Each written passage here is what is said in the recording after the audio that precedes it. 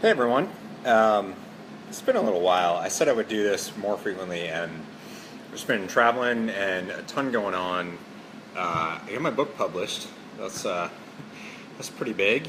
It's actually been a ton of work. So Kindle's live. You can get it at doadaybook.com/Kindle. It's pre-order. It's there though, but you can get it. You can get it on March 1st. Do a Day on Kindle will be available. Print version, just working through the proofs. My goal for that is April 1st.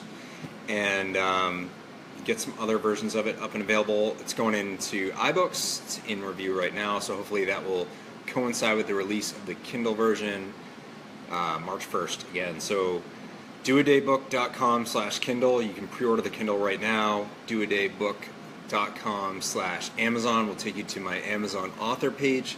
And when the print version's on Amazon, you can get it there if that's how you want to consume print books. I will be making another chapter recorded in the audiobook tonight, so that'll be 4 chapters down. So yeah, the audiobook will be coming. That's a slow-going process, but coming along nonetheless. And let's see what else. You can always go to doadaybook.com/store, and all of the ways you can buy the book, I will aggregate them there. So whether you want to buy it from Amazon, Barnes & Noble, Kindle, Nook, iBooks, whatever. I'm going to keep yammering while I turn off the timer on my microwave. Sorry.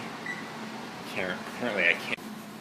Alright, bad connection there for a second. Okay, so one of the things I said I would do that I haven't gotten to yet is to go over the table of contents of the book. So I've got my computer open, so I'm going to be looking off camera so I can read this. But I had mentioned that there's 3 different sections. Hey, Justin Fowler. 3 different sections to the book. Oh, before we get into that, can I just say I work for the coolest company. I get this new I'm Possible campaign. It's an insurance company. It's called Hiscox. We support small businesses and, amongst others, but one of our big things is helping small businesses get off the ground. And what's up to you too, man? I love this new campaign. It's just launched. Basically, we profile individual customers and what their impossible story is, what kind of stuff that they were up against, and how they came through, how they overcame it. It's actually really on topic for what Do a Day is about. So we all got these I'm Possible t-shirts for the campaign, so I'm very psyched to wear that.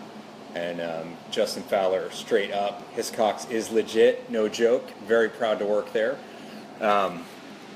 I have hemp seeds stuck in my teeth from a soup that I just made and ate. So if you see me doing some weird stuff, that's just trying to get the hemp seeds out. Okay, my brother Jason just joined. Hey, Jay. So real quick, let me go over the table of contents. I had mentioned Justin's saying the video's backwards for some reason. I think it's just the front-facing camera.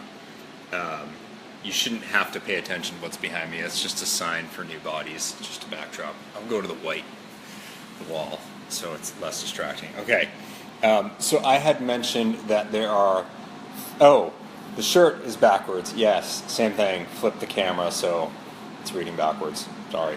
Okay, so there are 3 sections to the book. The first is sort of case study, if you will, on the Do-A-Day philosophy. So I take you through some examples in my life as a way to help teach the philosophy itself. So learn through experience. So I share different specific situations where I have used this philosophy to overcome, to get through, to achieve my goals. Second section is to help you with the building blocks. So the things that you need to underlie your progress, your attempt to move forward, ultimately your success. So that's firstly motivation, and secondly, how do you set a really good goal? So it's a goal that's going to push you and motivate you and challenge you, but also not crush you. It's finding a really good balance between the two, and it's going to be a goal that's meaningful. So not just do better, it's super generic, but like work out or work out more. Well, more than what? And what does workout mean? And how are you going to put that into action? How are you going to measure it? How are you going to know that you actually get somewhere with it? So that's really crucial. So finding your real motivation, which is something you really only come to through deep introspection. Very tough thing to do. I can't just tell you what it is, but I can help you work through it. And the last section is some really practical examples of how you can put the book into action in your life.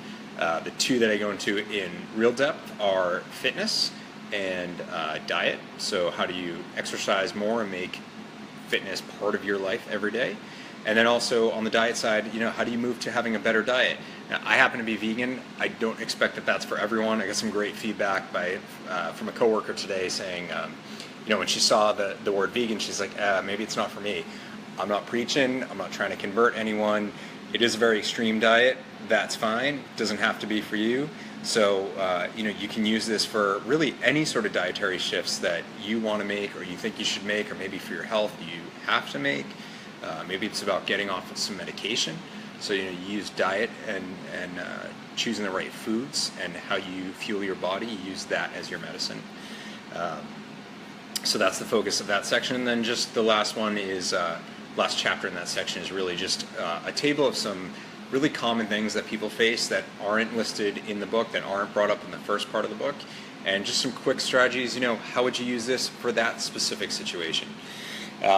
So what I really want to do is get into the first part of the book, what I call the do-a-day philosophy. And, again, that's sort of like a case method. I keep coming back to that term, but it's like, look, here are my life experiences, and I think through telling those stories, you start to understand what the philosophy is about so you can go and apply it.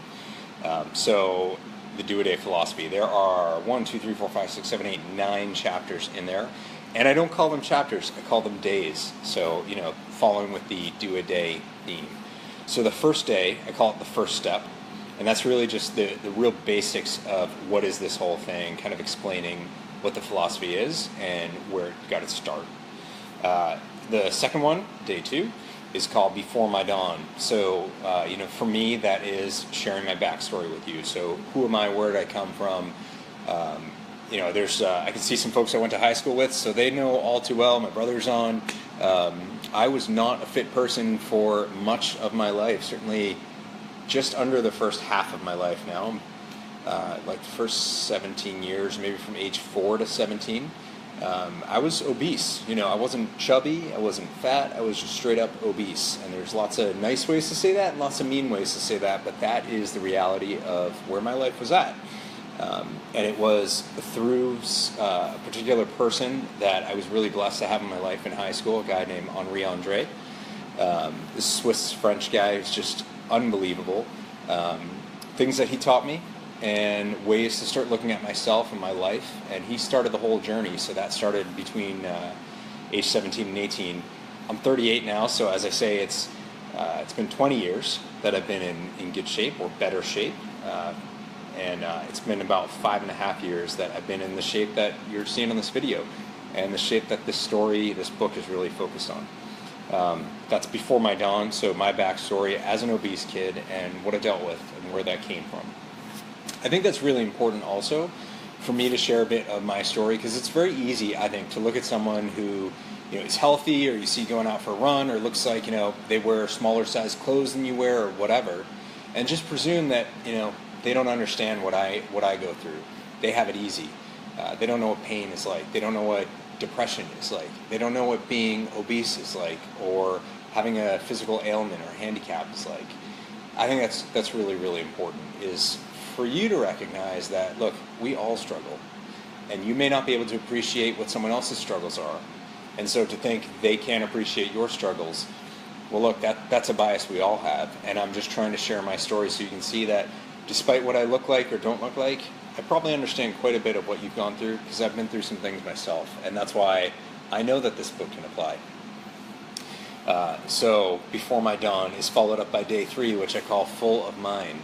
The reason for that is a big component of Do-A-Day and understanding how it works is the notion of mindfulness. So in Do-A-Day is this idea that we don't live with sort of the pain or the punishment from choices we've made before, maybe not the best choices.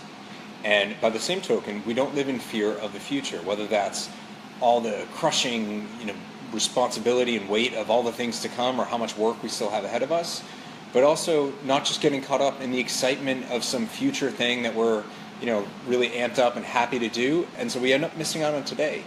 So, a really good example is, I love the story of the person who's been on this great diet and they're really proud of themselves, and they go out for some work event, someone's birthday or someone's leaving, and so the office goes out for drinks, and they have a couple of beers and they have some buffalo wings and some nachos and maybe a burger and some onion rings and French fries and whatever else. And they go home and they're so upset with themselves. And they're like, I just threw everything out.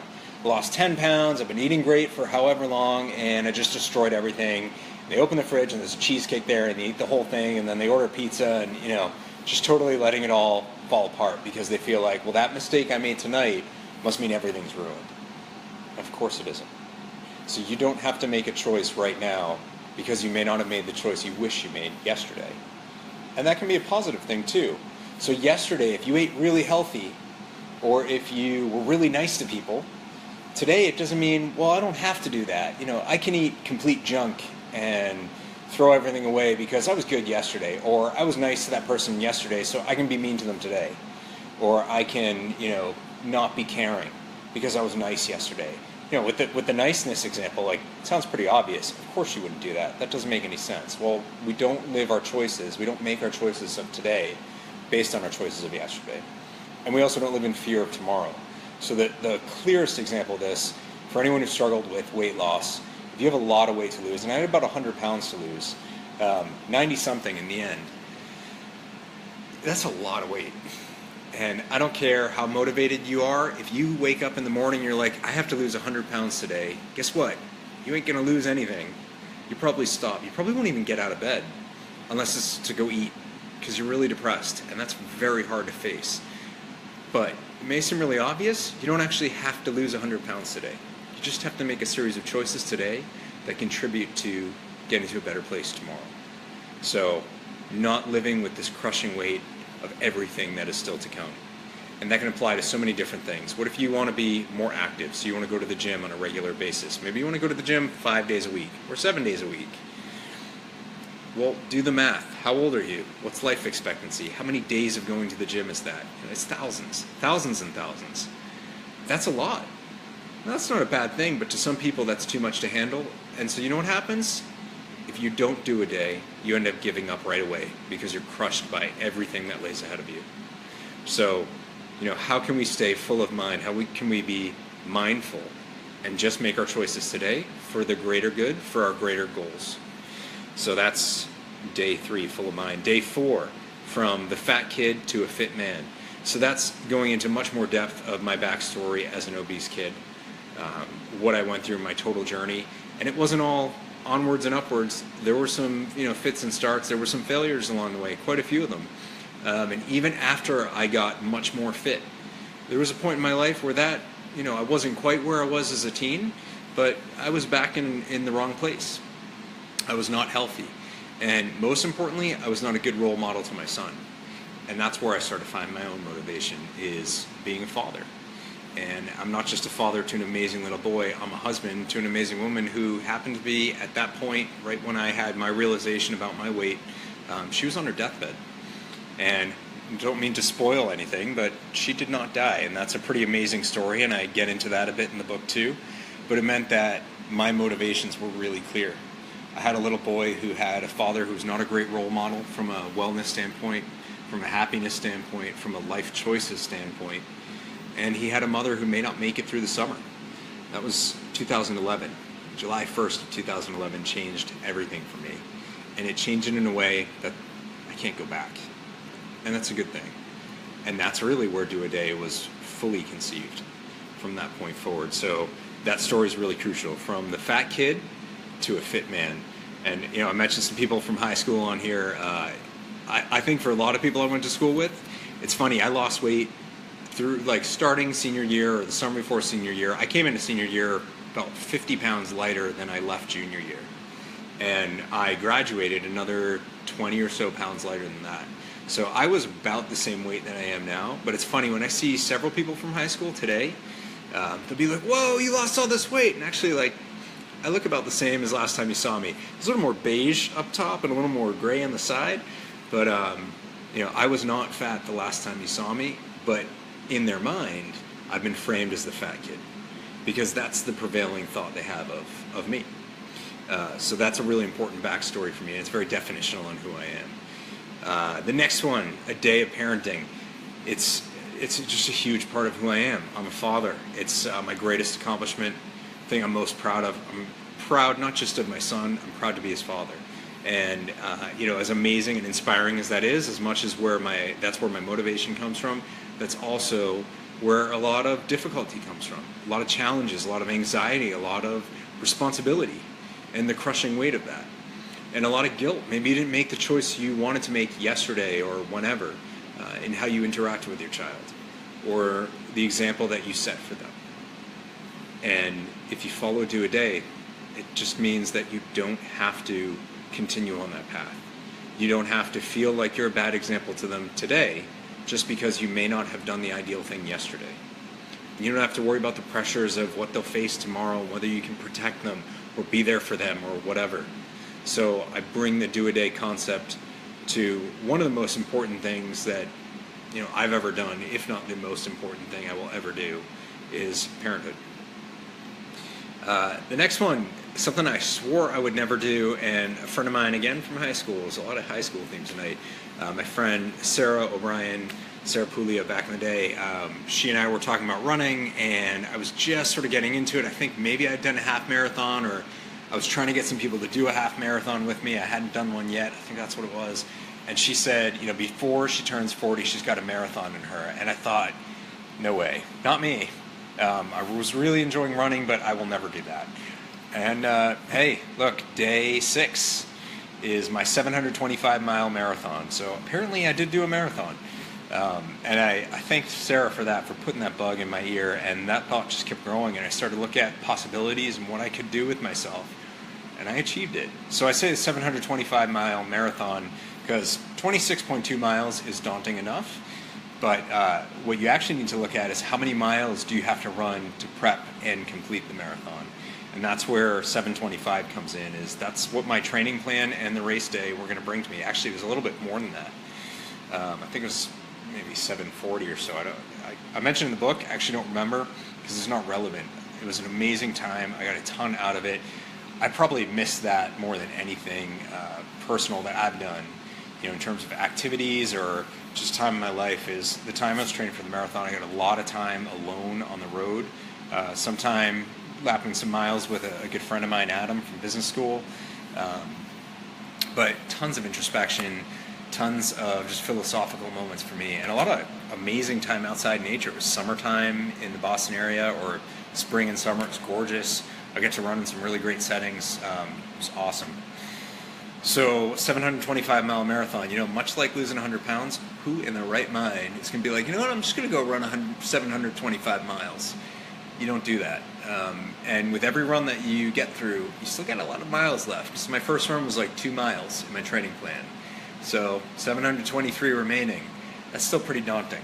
So as you can imagine, if you get in the theme, Do a Day to the rescue. That is the way that I got through the marathon training. And there were ups and there were downs, but I got through it, and I think it was a pretty amazing experience. The marathon itself didn't go as well as I wanted it to. And there's, I talk about that too. But even that, the way that I felt about it, I chose to do a day with that. And I feel really positive overall, and I'm proud of what I did. And I can't believe that I would ever be saying something like this, but I'm really excited to do another one. Don't have one planned. I have an extremely busy work situation. I love my job, and it keeps me on the road and keeps me busy. And so I think training for a marathon would be too much right now, but there would be another one. There'll be another time when I do that. I'm not 40 yet. If I could do another before I turn 40, that'd be awesome, but if not, I will do it when I do it, and I'm sure I will achieve another one. So that's the 725-mile marathon. Day 7, I mentioned I'm vegan. So that's all about that process and how that happened. And that's actually, it's through that experience that Do a Day itself became a thing. So the name for it, the idea for it, it all came together with that. And it goes to this incredibly inspiring person, Rich Roll. He was named fittest man in the world. This is a guy who's an alcoholic, was overweight, was an attorney, really depressed, could barely walk up the stairs. Actually, the night before his 40th birthday, he stopped halfway up the stairs after downing a bunch of cheeseburgers and watching TV till late in the night because he couldn't make it all the way because he couldn't breathe and his heart was pounding out of his chest. Fast forward to today, he's done a ridiculous amount from a physical standpoint. He's someone who does the Ultraman, which is a double back-to-back Ironman over 2 days, Ironman triathlon. He was the first of 2 people to do Epic 5, which is 5 back-to-back Ironman triathlons across 7 days, across 5 Hawaiian islands. So pretty insane. He also happens to be vegan, and it was reading his autobiography that my wife had gotten me as a holiday present a few years ago. The way he was talking about it, I was like, you know what? I can do that. We'll try it. I'll just do it tomorrow. I'll do a day. Literally said I'll do a day, without even realizing what I was stumbling onto. That, fast forward, that was about 2.5 years ago. Fast forward to today, I'll be writing a book with that title. So I did it. Spent a day vegan with no planning. It was like late at night when I decided to do it. I didn't go to the store and buy special stuff, whatever. I just did it. I was at work, so I didn't even get to make food at home and keep away from all the temptations of restaurants and whatever. I was downtown in Boston, and it's actually really easy. And when I was done with that day, I was like, you know what? I'll do it again tomorrow. And like I said, that was just over 2 years ago.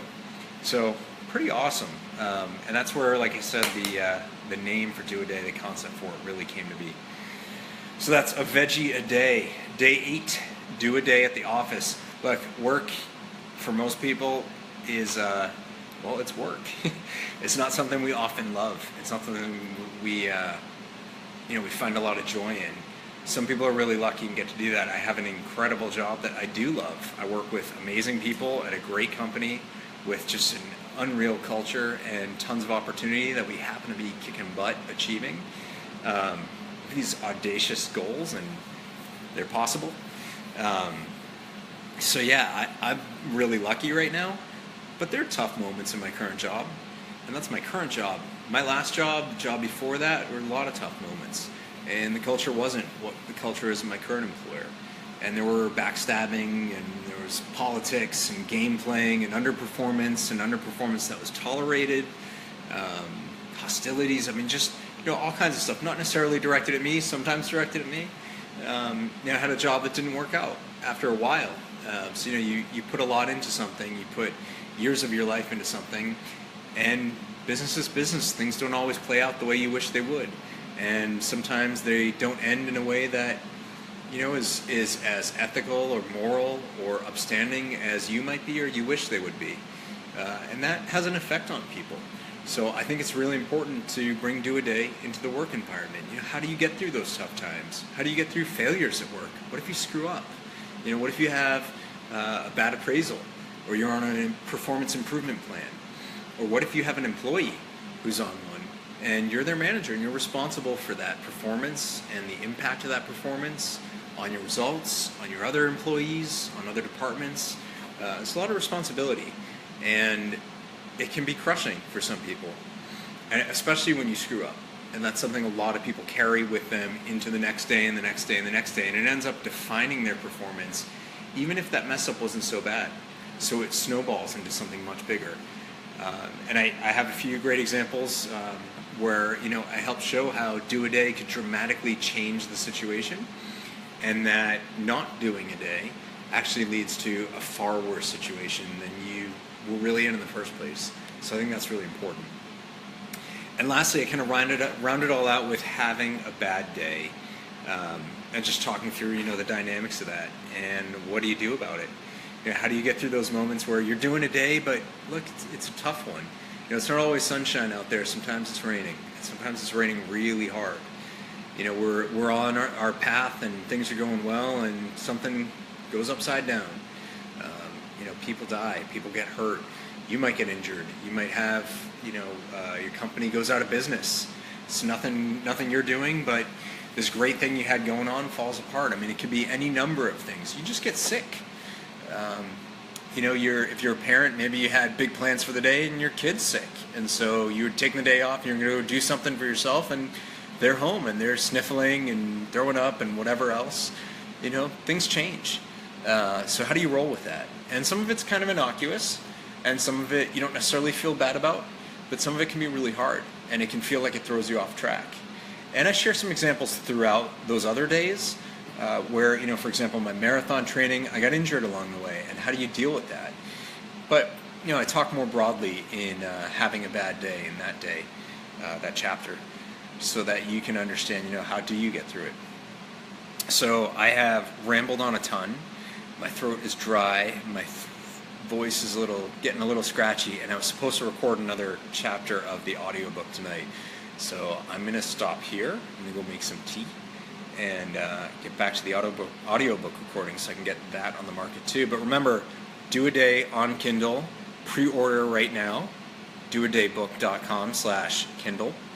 And print coming out, iBooks coming out. iBooks should be out actually in just a few days, so if you prefer to get version through iBooks to read on your Mac or your iPad or your iPhone, your iPod Touch, I guess if you have one, you can get it that way. Of course, Kindle as well. You can have it on all those devices too, or your actual Kindle, or your Android device.